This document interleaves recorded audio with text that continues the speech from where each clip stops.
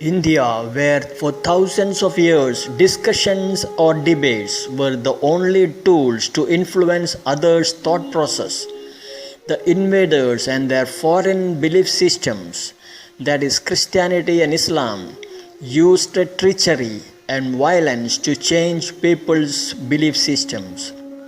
This was a shock for the people of the country to learn that for the invaders, the religion were a political idea with an objective to establish their rule through number games.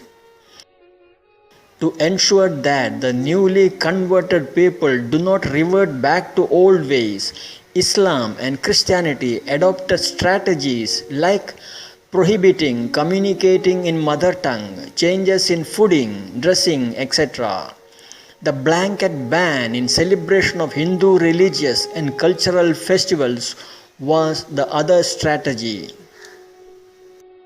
This was the situation the peace-loving GSBs of Gomantakadesha found out by 1312 AD with the invasion of Goa by the Delhi Muslim sultans. To their utter dismay, they also noticed that the society around them had also changed so much. It was because of the stifling atmosphere then the first batch of the GSBs migrated out of Gomantakadesha to Kochi, Kerala. But with the establishment of the Vijayanagara kingdom in 1370, the first Hindu kingdom by Harihara Raya and Bukkaraya, the rule by the Delhi Muslim sultanates, was soon trounced out of Gomantakadesha, bringing some respite to the Hindus. But as the years rolled, the new generation in the GSB was feeling the pinch of being caught between the ancient and the new emerging world realities. Even as the world around them was changing fast, the GSBs, with so much focus on life pursuits, missed the most of the important socio-cultural changes taking place around them. Sparsely populated areas were slowly showing signs of population explosions. By the turn of the 13th century, the new generation of the GSBs woke up to the stark reality that sticking to the vocations as per birth was neither possible nor sustainable. That made them to look for new areas for a livelihood. Farming, trading, government jobs, etc. came to them naturally. The wise among the GSBs, with their understanding of the scriptures, especially the social laws, gave it a stamp of scriptural approval, permitting switching of profession for a temporary period as apadharma when faced with existential issues. The GSB new generation took to the new professions like a duck to the water, bringing windfalls in their economic status. But the new professions also brought with it lasting changes in the spoken language, fooding, dressing, etc. Yet in the new world around, with their sharp acumen that had got ingrained in their DNA, thanks to the generation of relentless pursuit of learning of the Vedas, performing lengthy Vedic rituals, etc., that required highest levels of Shraddha, that is, focused looks, the GSBs soon made a mark in whichever field they set their minds, be it the trade, business, agriculture, administration, apart from their core skills in teaching.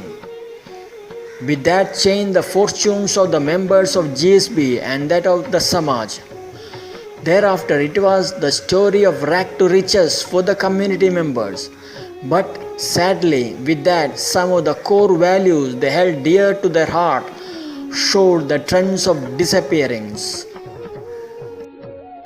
Initially, their knowledge of the scriptures helped them to draw a fine line in the new social changes. But as the generation rolled, and the profession taken up as Apadharma became lifelong vocation. Not only their scriptural knowledge waned, a large number of them lost their moorings as well. That was the price the GSBs had to pay in the long run for adopting an Apadharma. Most of the ills one can see in the GSB Samaj are direct outcome of stepping into Apadharma and sticking to it permanently. It is not for nothing that the Bhagavad Gita warns against ditching Swadharma not less than 3 occasions. Chapter 3, Sloka 35, Chapter 18, Sloka 47 and 48. But their uncanny ability to learn foreign languages like Parsi, Urdu, Hindi, Dutch, Portuguese, English, etc. later turned out to be the much needed cutting edge over the rest of the population in fetching them plumb posts in the administration also when the colonial powers landed in the country. But sadly, those very foreign colonial powers only became the cause of their migration out of their third homeland in Gomantaka Desha in the year 1565 AD to escape from the tyrannical rule of the Portuguese, Christian forceful conversion. When the GSBs moved out, with them moved the other organic sections of the Saraswat Samaj, that is, the Kshatriyas, Vaishyas and the Shudras, showing their strong bonds of oneness. Of all the 3 migrations so far in their life, the GSBs were economically and culturally finished by the Portuguese Christian missionaries before their migration out of the Gomantaka Desha. Under the Inquisition laws, confiscation and destruction of the religious, socio-cultural writings ensured that huge collection generated over millennium got destroyed in a few months. The ban on Konkani as a spoken language stifled life out of the Konkani writers and artisans in no uncertain way. This time the destination was Kochi in Kerala, where a small number of GSBs had already migrated in the year 1312 AD when the Delhi Sultanate had taken control of Gomantaka Desha.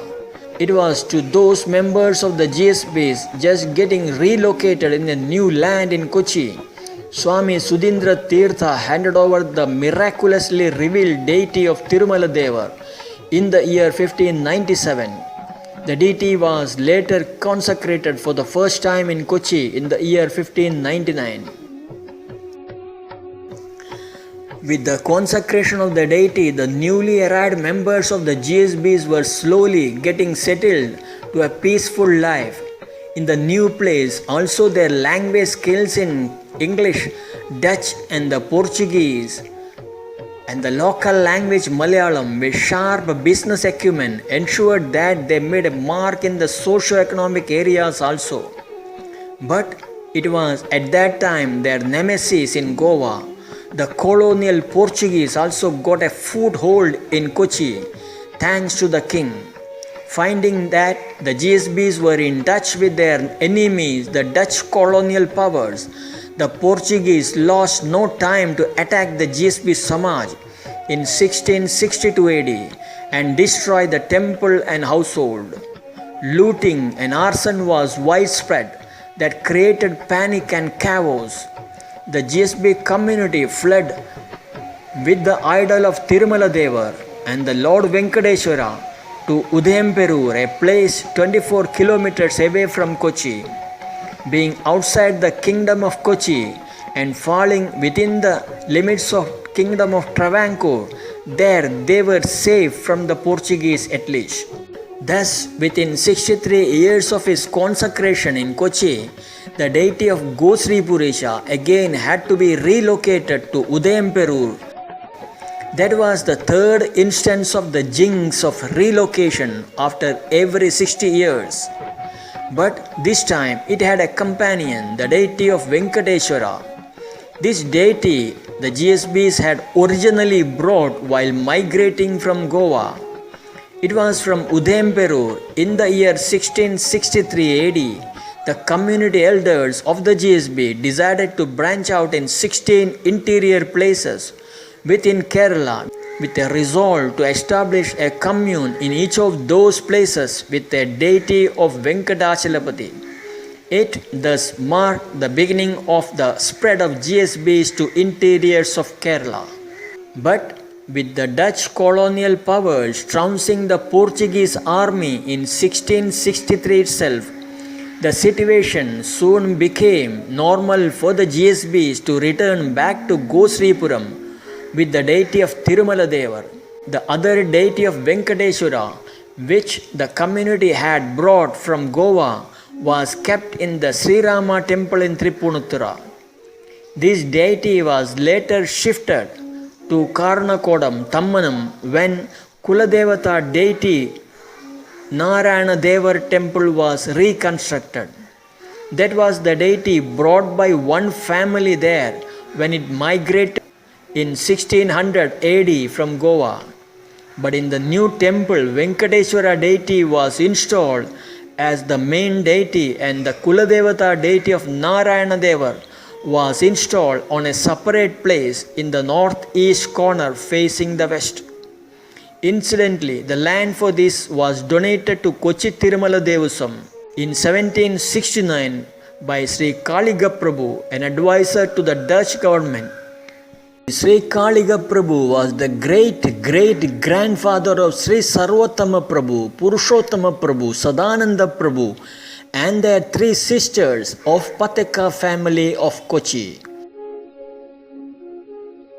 It was Sri Kalika Prabhu who brought the beautiful deity of Hanuman from Rameswaram and handed over to the Kochi Tirumala Devar for installation in the Upakovil.